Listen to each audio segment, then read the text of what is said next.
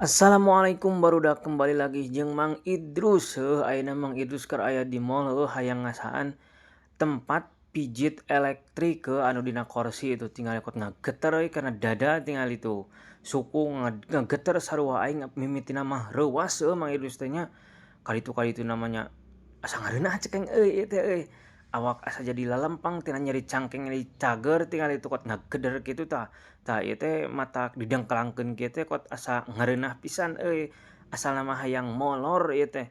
Ngan pedah ieu dina kursi batur ieu teh mayar ieu teh per jam per menit teh nya. Tah langsung wae ayeuna kusabab beuteung kageder langsung we dahar dahar iga oseng anu aya di lengkong deui barudak tingali iga oseng bakarna kot ngajerjes kitu panas keneh tinggal itu dina coet baheula ningan tuh dina coet naon teh tanah liat ieu teh dibakar langsung wae ku Mang Idrus dihuapkeun igana nya lamun geus tiis mah geus teu ngeunah ieu kaburu panas keneh handet keneh jadi moal sebel.